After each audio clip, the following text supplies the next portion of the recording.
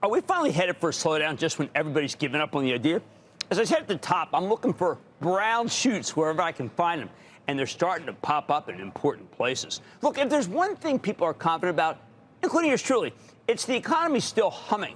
We talked about the banks yesterday, Wells Fargo, JP Morgan, Citigroup, and the like, and we didn't hear anything from them to suggest that higher interest rates are having much of an impact yet, aside from making the banks more profitable. It's a solid moment, not a fabulous one, as Brian Jordan, the straight-shooting CEO of First Horizon, told us last night, and he's from the hottest area of the country, the Southeast. We've got a healthy amount of commerce and few defaults. This is certainly not what Fed Chief Jay Powell was looking to see, because in this environment, companies can raise prices too easily. That feeds the flame of inflation. I think he never would have committed to no more rate hikes if he had known that business was going to stay this strong. However, we got two companies this week that gave us a very different narrative, real wake-up call, a narrative that's rife with what I call brown shoots. We're getting these negative stories from excellent companies that are far more sensitive to immediate trends than the banks are, or pretty much any entity out there. The best examples, profoundly weak numbers from J.B. Hunt, the fourth largest trucker and perhaps the boldest one when it came to expanding last few years, and highly disappointing results from Prologis, the largest owner of logistics real estate. Before I get into the numbers, let me just say two things here. Both of these companies are superb operators. J.B. Hunt, run by outgoing CEO John Roberts, and the extraordinary incoming CEO Shelley Simpson, has put together a true nationwide colossus. They took advantage of the COVID era to get much bigger. That was smart. Prologis, the landlord to e-commerce, regular commerce, data centers, even solar fields, is about as steady a predictor of the economy as you can find because they own the warehouses. It was the first stock to rally out of the Great Recession as total control of its business. Or at least I thought it did until yesterday. To say that both of these companies were surprised by how slow their disparate markets have become may be the understatement of the year. 1 month ago, to the day, Hamid Moghadam, the brilliant clinical CEO of Prologis, came on this show and told a very positive story. VC activity was very strong, even as new supply was coming online. Maybe too much supply, maybe not. Demand looks strong. E-commerce was strong. The only weak area in the whole country was Southern California. Prologis doesn't make forecasts, but management did say there could be a small decline in rents because of an oversupply concentrated in Southern California. But their projections were very solid. A solid quarter, very good year. 30 days later, and now those predictions are out the window. Their occupancy rate was 75 basis points lower than what Hamid expected just a month ago. That is, my friends, a monster slashing. Although Hamid made it clear on the conference call that this decline might be temporary. Now, Prologis is no longer just talking about a slowdown in Southern California. It even expanded what I thought Southern California meant, mostly Inland Empire, and includes now New Jersey, Seattle, and Savannah. That's a huge change for just 30 days of this extremely well-run company, isn't it? J.B. Hunt's much worse.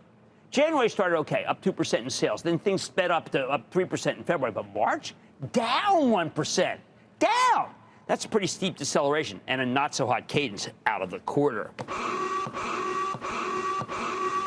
If anything, that understates it because the pockets of weakness are very weak. J.B. Hunt saw a 22% downturn in its logistics line. The core truckload business is down 13%. Volume is down 5%, which is a bad sign for the rest of the economy. Prices are coming down in trucking, and discounts are going up in warehouses. Warehouses that are used by the likes of Amazon, Home Depot, FedEx, DHL, Maersk, and UPS. There's some real brown shoots staring at us.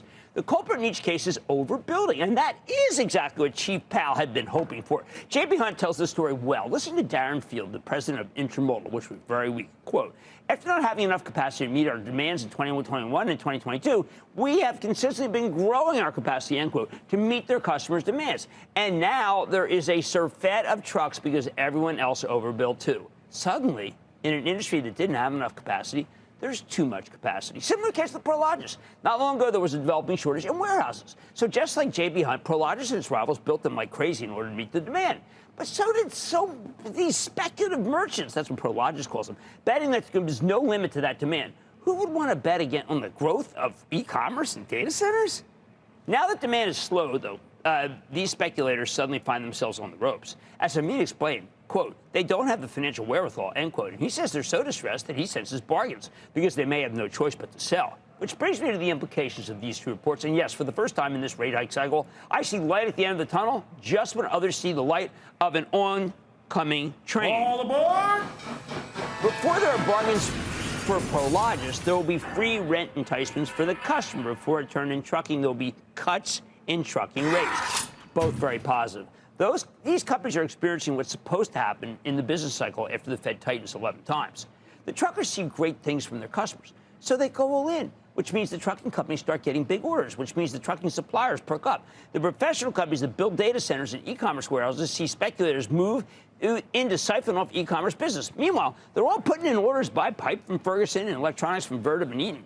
Then the customers, presumably the big e-commerce companies, see a slowdown, which quickly leads to a situation where we've got too much warehouse space. The truck builders see their orders cut severely. They all frantically cut prices themselves, allowing the Fed to beat inflation in this domino situation and putting us in a situation where Jay Powell can start cutting rates before there are big layoffs and bankruptcies. However, this time, the chain of pain simply didn't happen.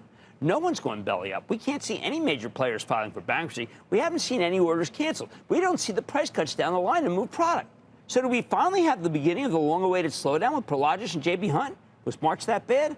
All I can say is that at least there's some brown shoots somewhere. But the bottom line is it's not enough to cause the Fed to reconsider what they were saying just a couple of days ago. Mad Money's back after the break. Coming up, hit us with your best shot. An electrified fast-fire lightning round is next. Don't miss a second of Mad Money. Follow @Jim Cramer on X. Have a question? Tweet Cramer. #MadMentions. Send Jim an email to madmoney@cnbc.com or give us a call at 1-800-743-CNBC. Miss something? Head to madmoney.cnbc.com.